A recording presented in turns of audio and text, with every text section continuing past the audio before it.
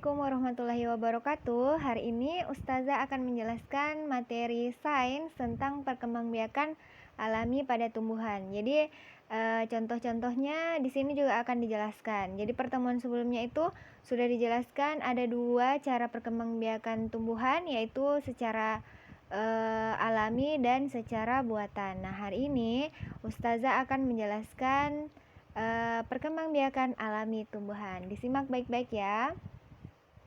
Nah, ini ada beberapa gambar yang Ustazah akan perlihatkan. Nah, perkembangbiakan yang pertama yang alami pada tumbuhan itu perkembangbiakan dengan biji ya. Contoh yang Ustazah tampilkan di sini yaitu biji mangga ya. Ini daur hidup mangga. Diperhatikan, ini ya pohon mangga, kemudian berbunga jadi mangga, kemudian ada biji di dalam mangganya. Nah, ini yang akan menjadi bakal anak ya, atau bakal yang akan menjadi pohon mangga selanjutnya. Pada biji terdapat calon tumbuhan baru yang disebut embrio ya. Selanjutnya, untuk yang kedua itu perkembangbiakan tumbuhan dengan tunas. Nah, apa itu tunas? Coba ya diperhatikan. Nah, ini contoh tumbuhan yang mengalami perkembangbiakan dengan tunas ya. Ada tanaman cocor bebek, pisang, dan bambu. Nah, kita akan membahas ini secara detail.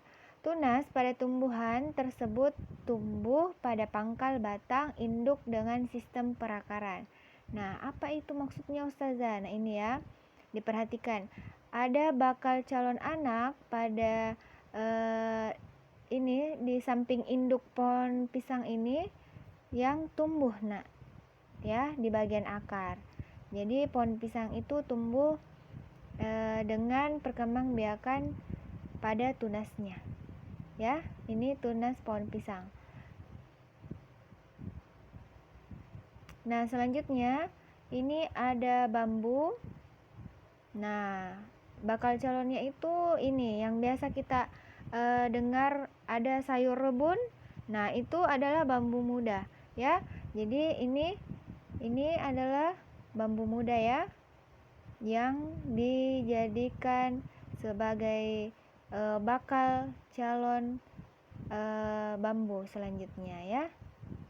Nih, oke. Tunas pada tumbuhan tersebut pada pangkal batang induk dengan sistem perakaran dan umumnya hidupnya berkelompok seperti ini ya. Hidupnya berkelompok. Nah, ini contoh tumbuhan atau tanaman cocor bebek. Nah, berbeda dengan pisang dan bambu, tunas pada tumbuhan cocor bebek tumbuh pada daunnya. Nah, ini ya, tumbuh pada daunnya. Pada tepi daun ya, terdapat tunas yang merupakan calon individu tumbuhan yang baru. Ya, jadi ada 3 contohnya untuk perkembangbiakan tumbuhan pada tunasnya ya. Nah, selanjutnya ini perkembangbiakan tumbuhan dengan umbinya ya. Selain untuk menyimpan cadangan makanan, umbi juga merupakan alat perkembangbiakan. Bila umbi kita tanam, maka umbi bertunas dan tumbuh menjadi tumbuhan baru. Apa itu umbi Ustazah? Nah, coba lihat. Umbi itu bagian dari tumbuhan yang menjadi bakal calon atau yang akan bertunas seperti ini ya, bawang. Ini adalah umbi lapis namanya, umbi lapis karena bawang itu berlapis di bagian ininya, buahnya ya.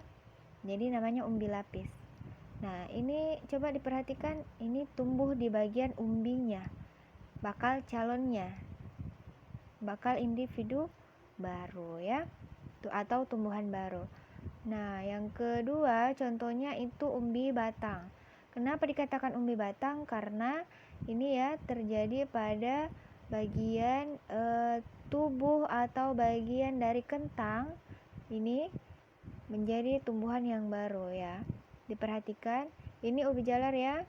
Nah, ini pernah mungkin lihat kalau kentang yang sudah lama di rumah itu akan seperti ini. Ada tumbuh seperti ini ya. Ini adalah bakal calon yang akan tumbuh menjadi seperti ini, kemudian seperti ini lagi ya. Seperti itu. Ini namanya contoh umbi batang. Selanjutnya umbi akar. Nah, kenapa dikatakan umbi akar? Karena wortel ini ya, umbinya dia akan menjadi akar dan menjadi calon bakal atau tumbuhan wortel yang baru. Seperti ini daur hidupnya, nak. Ya. Oke. Jadi ada 3 umbi yang berkembang biak dengan umbi, yaitu umbi lapis, umbi batang, dan umbi akar. Selanjutnya ini spora ya. Bagian keempat perkembangbiakan dengan spora. Nah, pada tumbuhan terdapat spora tumbuhan. Spora adalah inti sel yang berfungsi sebagai alat perkembangbiakan. Spora akan terbawa angin atau air. Spora akan berkecambah dan menjadi tumbuhan yang baru.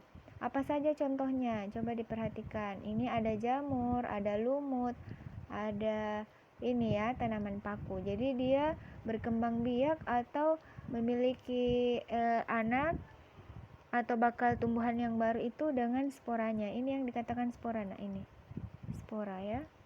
Nih, kalau ini tidak kelihatan, dia hanya bisa dilihat menggunakan mikroskop dan jamur ini ya. Nah, itu ada 4 bentuk perkembangbiakan pada tumbuhan. Jadi ada yang pertama biji, yang kedua umbi, yang ketiga tunas, yang keempat dengan spora. Nah, coba perumpamaan seorang mukmin dengan munafik seperti dahan yang lentur dan keras. Dahan ya. Jadi dahan itu seperti tangkai. Dari Ka'ab bin Malik radhiyallahu anhu, Rasulullah shallallahu alaihi wasallam bersabda, yang artinya perumpamaan seorang mukmin seperti batang atau dahan tanaman yang kuat dan lentur.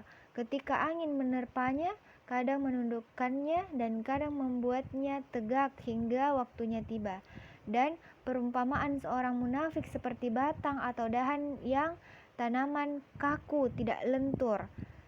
Tidak ada suatu pun yang menerpanya hingga ia tercabut hanya sekali saja. Ya, Sahih Bukhari dan Muslim.